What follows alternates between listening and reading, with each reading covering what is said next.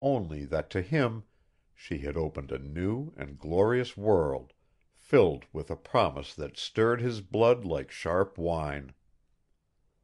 He crushed her hands once more to his breast as he had done on the Great North Trail, holding her so close that he could feel the throbbing of her bosom against him.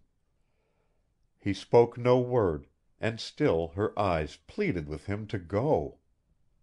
Suddenly he freed one of his hands and brushed back the thick hair from her brow and turned her face gently, until what dim light came down from those stars above glowed in the beauty of her eyes. In his own face she saw that which he had not dared to speak, and from her lips there came a soft little sobbing cry. "No, I have not promised, and I will not promise," he said, holding her face so that she could not look away from him. "Forgive me for doing this," and before she could move he caught her for a moment close in his arms, holding her so that he felt the quick beating of her heart against his own, the sweep of her hair and breath in his face. "This is why I will not go back," he cried softly. "It is because I love you, love you." He caught himself, choking back the words, and as she drew away from him her eyes shone with a glory that made him half reach out his arms to her. "You will forgive me," he begged. "I do not mean to do wrong. Only you must know why I shall not go back into the South." From her distance she saw his arms stretched like shadows toward her. Her voice was low, so low that he could hardly hear the words she spoke, but its sweetness thrilled him. "If you love me, you will do this thing for me. You will go tomorrow." "And you?" "I?" He heard the tremulous quiver in her voice. "Very soon you will forget that you have ever seen me." From down the path there came the sound of low voices. Excitedly the girl ran to Howland, thrusting him back with her hands. "Go! Go!" she cried tensely. "Hurry back to the cabin. Lock your door, and don't come out again tonight. Oh, please, if you love me, please go!" The voices were approaching. Howland fancied that he could distinguish dark shadows between the thinned walls of the forest. He laughed softly. "I am not going to run, little girl," he whispered. "See?" He drew his revolver so that it gleamed in the light of the stars. With a frightened gasp the girl pulled him into the thick bushes beside the path until they stood a dozen paces from where those who were coming down the trail would pass. There was a silence as Howland slipped his weapon back into its holster. Then the voices came again, very near, and at the sound of them his companion shrank close to him, her hands clutching his arms, her white, frightened face raised to him in piteous appeal. His blood leaped through him like fire. He knew that the girl had recognized the voices, that they who were about to pass him were the mysterious enemies against whom she had warned him. Perhaps they were the two who had attacked him on the Great North Trail. His muscles grew tense. The girl could feel them straining under her hands, could feel his body grow rigid and alert. His hand fell again on his revolver. He made a step past her, his eyes flashing, his face as set as iron. Almost sobbing, she pressed herself against his breast, holding him back. "Don't! Don't! Don't!" she whispered. They could hear the cracking of brush under the feet of those who were approaching. Suddenly the sounds ceased not 20 paces away. From his arms the girl's hands rose slowly to his shoulders, to his face, caressingly, pleadingly. Her beautiful eyes glowed, half with terror, half with a prayer to him. "Don't!" she breathed again, so close that her sweet breath fell warm on his face. "Don't, if you care for me." Gently he drew her close in his arms, crushing her face to his breast, kissing her hair, her eyes, her mouth. "I love you," he whispered again and again. The steps were resumed, the voices died away.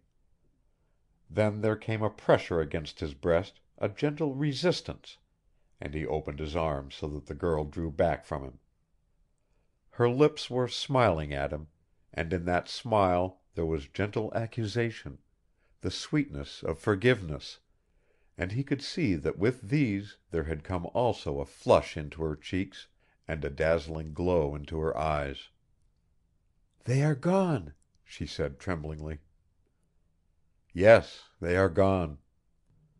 He stood looking down into her glowing face in silence. Then, "They are gone," he repeated. "They were the men who tried to kill me at Prince Albert. I have let them go for you. Will you tell me your name?" "Yes, that much now. It is Mélisse." Mélisse! The name fell from him sharply. In an instant there recurred to him all that Croisset had said. And there almost came from his lips the half breed's words, which had burned themselves in his memory. "Perhaps you will understand when I tell you this warning is sent to you by the little Mélisse." What had Croisset meant? "Mélisse," he repeated, looking strangely into the girl's face.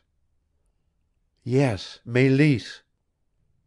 She drew back from him slowly, the color fading from her cheeks, and as she saw the light in his eyes there burst from her a short, stifled cry.